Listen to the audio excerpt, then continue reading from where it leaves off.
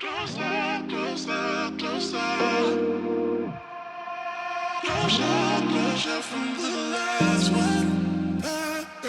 Hey, my name's Tash. If you're new to my channel, I make craft and DIY videos of all kinds. I'm really just out here experimenting. And an experiment is kind of what's happening today. I'm going to be making grass from plant material. Originally, I was going to make it from sunflowers. I had these sunflowers that were growing out the front of the house. I grew them from seed. It was all very exciting, but they're looking much worse for wear. If you're wondering what happened to the flowers themselves, they were brutally massacred by a flock of cockatoos. I've never seen a cockatoo up that close. They're actually really large and they tore the whole sunflower heads off. And I decided it was time to recycle the plants, and instead of throwing them in the bin, I thought I'd try and make paper out of them. Paper comes from plants anyway, right? So how much different can it be? I chopped up the leaves and the stalks separately because I had a feeling that the stalks might be harder to process. The next step was putting them in some buckets and filling it up with water so that they could soak for 24 hours. Spoiler alert, they soaked for a little bit longer than 24 hours. I live in Sydney and we got hit with the massive New South Wales floods. I live closer to the city now and luckily, we were totally fine, our house was fine, but we stayed inside for a week and a half, and when the rain finally stopped and we walked outside again, I realised I'd forgotten about my sunflower project. I went out to check on the buckets and the plants had started rotting. The smell, unlike anything I've ever smelled before, it was so bad. So I'm gonna try again. I rinsed out my bucket and I've got lawnmower clippings of grass, and we're gonna try with that and see how it goes. Voiceover Tash here. I'll be narrating for a bit because there was too much background noise. I filled a bucket with grass and set up a portable stovetop outside with a large pot. You'll want to work outside if possible because it'll smell funky. Add your grass to the large pot that you're willing to sacrifice for craft projects only. You don't want to be cooking with it after this project. Add half a cup of soda ash. You can also use washing soda. This is going to help break down the plant fibres. Also make sure your pot is not made from aluminium, otherwise it'll react with the soda ash. Add enough water to the pot so that you can easily stir the mixture. Did you ever as a kid used to pretend that you were a witch and you'd mix potions together out of things you found in the garden? Because this is giving me those vibes in a really good way. I cooked the mixture for 4 hours and then the next morning I rinsed the excess liquid away under the tap. This is a mould and deckle. I bought it online, but you could also use 2 picture frames and staple mesh screen to one of them. Fill your blender with 2 parts water and 1 part grass mixture. And blend until you get a cloud-like consistency. Pour it into a tub that's large enough to fit the mould and deckle.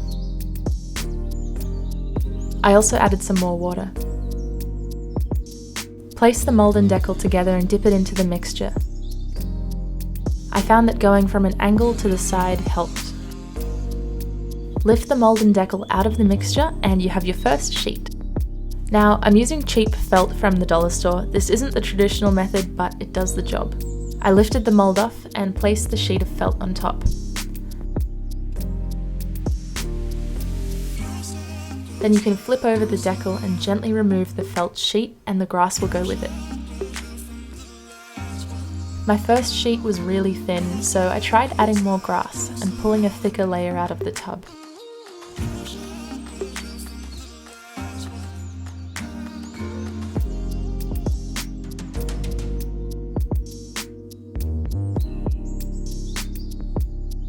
I also decided to add some dried flowers as well by sprinkling them on top before laying down the felt.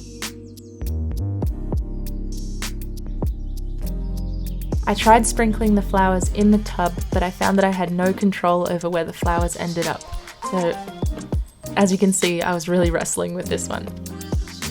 I sprinkled some more flowers on the top just in case you couldn't see the ones that were inside the paper.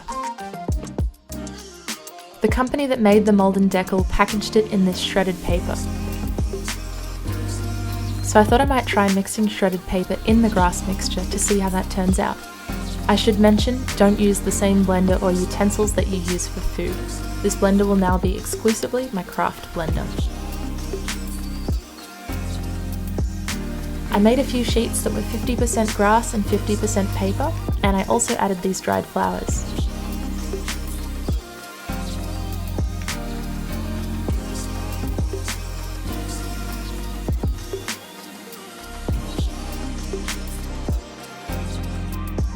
If you have excess water after pulling out the mould and deckle, place the felt on top and use your hand to squeeze out the water.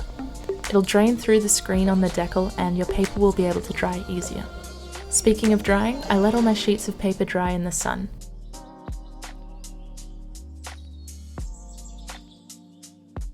When they were completely dry and crisp, I then peeled off the felt. If you've ever used one of those pore strips for your nose, this is the same level of satisfying. Listen to how good this sounds, it's like ASMR.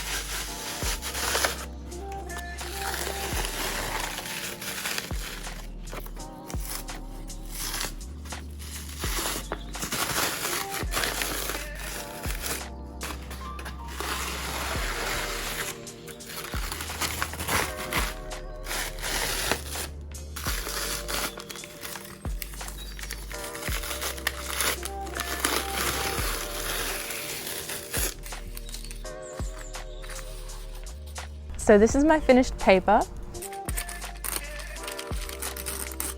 I ended up with 3 different kinds of paper. The first is probably my favorite, and it's just the plain grass on its own in a thin layer. I'm just obsessed with the kind of half translucent tissue paper texture. It's kind of like tissue paper. Oh my god, I think it's just so cool. So next time I make this, I think I'll just be making exclusively tissue paper. I love it. The second type of paper I have is thicker sheets of grass.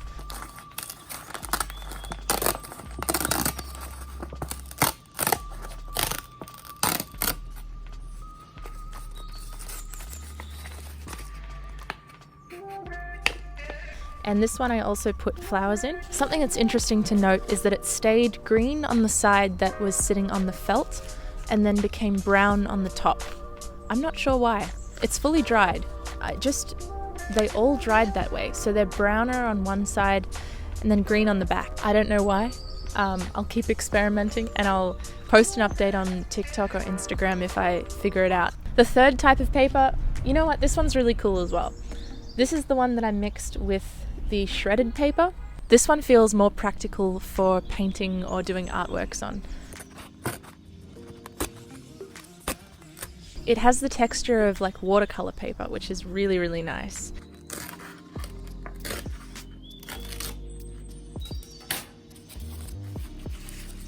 So this one had the same effect as the thick grass sheets, where on the side that was attached to the felt, it's green, and then on the other side it's like white. I don't know what preserved the green color. Maybe it was the sun. It could have been that these were sitting out in the sun and the sun faded the top. I'm not sure. There's construction noises going and I'm a little nervous that it's messing with my audio. So I'm gonna move inside and do a little bit of testing on these papers with paints and pencils, and we can see how it turns out. This is the cat that I was telling you about. So we've nicknamed him Smudge. Let me turn you around.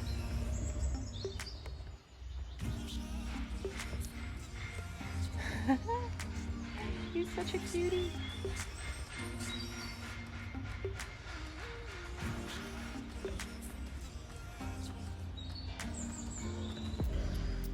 Off he goes back to the construction site where he lives. He's got one green eye and one blue eye, and we feed him twice a day. And it's 4 o'clock, so here he is, so I better go feed him.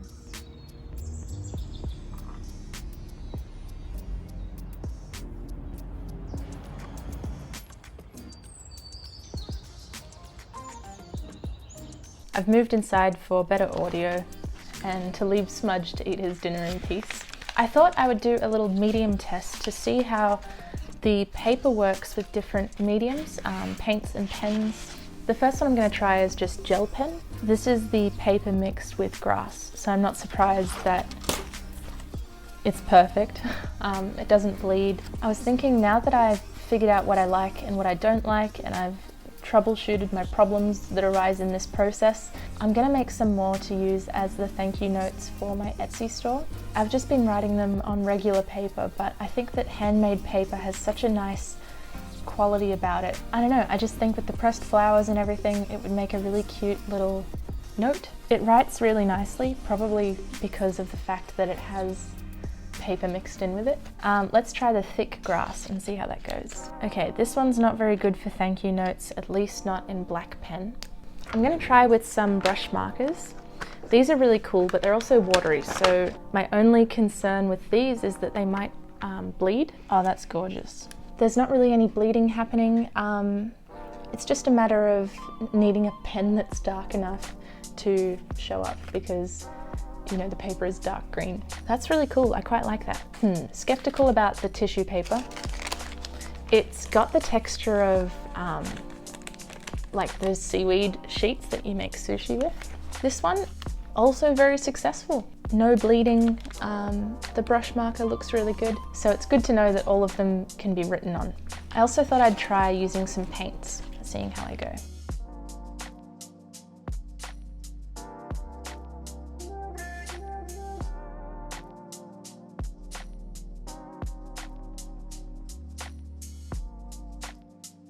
So the grass and paper is really, really nice to paint on. I think it's the most beautiful texture. The thick grass sheets are not as nice to work on as the ones that have paper mixed in, but they do the job. I was just thinking that if you're someone who's into live action roleplay, Dungeons and Dragons, something like this would be really cool as a technique for making props or, I don't know, I feel like the possibilities are endless. It just has this really kind of natural medieval feel about it. So that was the acrylic paint. I'm gonna give gouache a try as well.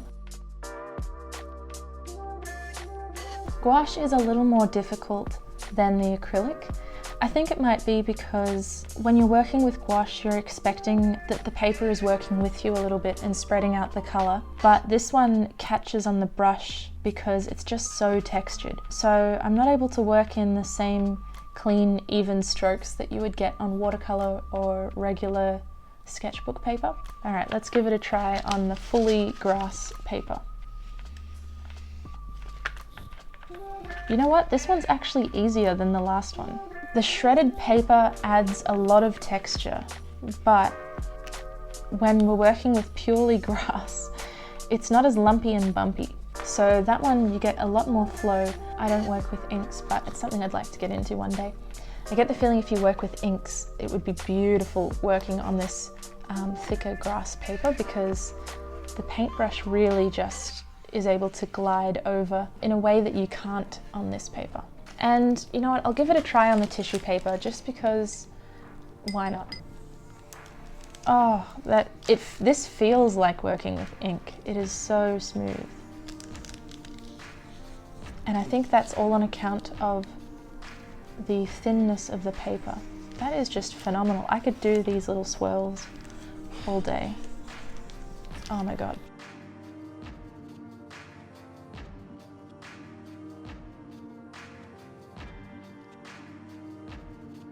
I'm so happy with how this grass paper turned out. And it really was a happy accident. I wasn't going to use grass in the beginning. I was going to use sunflowers.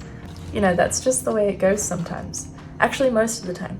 Most of the time when I make stuff, it doesn't turn out anywhere near like the original plan, and it just evolves as I begin creating stuff.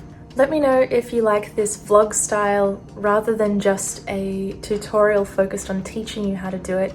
I recently found out that most people watch my videos because they just want to see me make stuff and they're not actually interested in watching a tutorial themselves, which is kind of crazy. I don't know how I didn't figure that out sooner, but I've been having a lot of fun showing the process and the mistakes that happen along the way.